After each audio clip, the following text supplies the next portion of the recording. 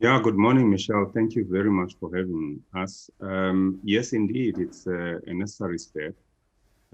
We are all devastated by this pandemic, and this is a way of SARS to make sure that we continue in achieving one of our strategic objectives, which is to make it easy for taxpayers to comply and to provide clarity to taxpayers as well.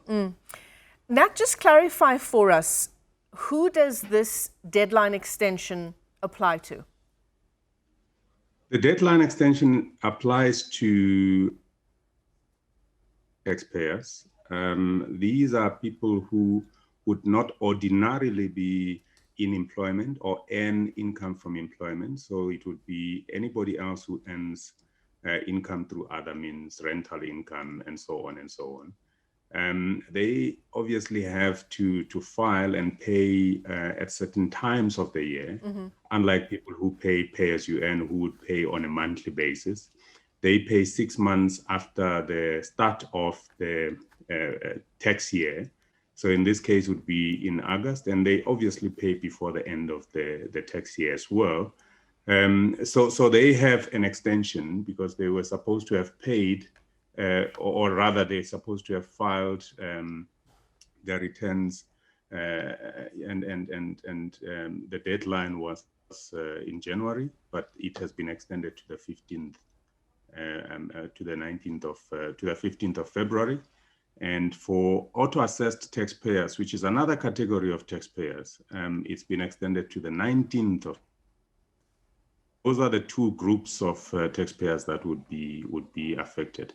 Can I just explain on the auto-assessed taxpayers? You'll remember that last year we issued out auto-assessments to about 3.5 million taxpayers.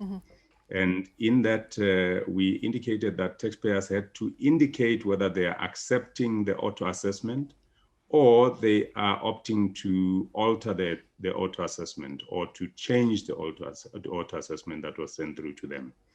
That meant that they would either say, yes, we accept, or we want to alter. And when they alter, they would go into e-filing and do make whatever adjustments they wanted to make.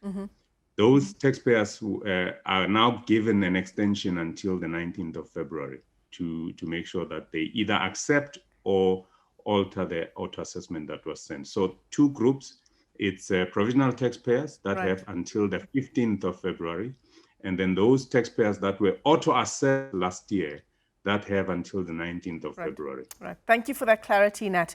I want to ask you as well about people who do need to speak to a consultant at SARS regarding whatever issues might arise for them fulfilling their tax obligations. Obviously, given the COVID-19 pandemic, it's not a situation where we want people queuing at SARS branches, but that's been taken care of with an electronic option for speaking to someone. Yes, indeed. In fact, if we want to encourage taxpayers to make an appointment to speak to an agent, and that can be done virtually. So what will happen is that they can go onto the internet, make an appointment, and an agent will call them. So all our physical, we do have all the other channels. So the virtual appointment is available where our agents can call and have a conversation to help taxpayers to resolve whatever issue they have. And they can also go onto the internet and do whatever they need to do electronically via our e-channels. Alternatively, they can call directly onto our call center and speak to an agent directly without even having to make an appointment to resolve whatever issue they have. So physically, the physical channel is not opened at the moment, obviously, given the kind of situation we have with COVID. But all the other channels are available. You make an appointment and speak to an agent, or the electronic channels where you can just go onto the internet and do whatever you need to do, or to call directly onto our call center. Right. So Nat, you've given us two dates, the 15th for provisional taxpayers, the 19th for those auto-assessed taxpayers. But if we do miss these two deadlines now, what can we look to in terms of being penalized? Look, if the deadlines are missed, both deadlines are missed, obviously it means that there would be penalties that would be levied. The same would apply for any other deadlines within SARS that are missed. It's quite important that that message goes across. So we've given taxpayers enough time. We've even extended now, as we are talking to you now, to make sure that people have even more time. And therefore, if people are not going, taxpayers are not going to come through and file, penalties will start kicking in from that time onwards.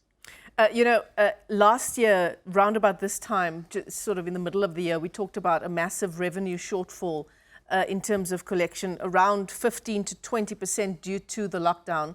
At what stage do you get a clearer picture this time around of what revenue collection looks like? Look, we have a picture of what revenue is looking like. We are working very hard to make our target, and the details will be discussed as soon as we have had the budget speech delivered in February. Mm-hmm. But our focus really is to make sure that we leave no stone unturned. The country needs every cent, as you would understand, and all 12,000 of us within SARS are working very hard to make sure that we achieve that target. Well, thanks very much for coming on to the AM report, giving us some clarity there on that extended deadline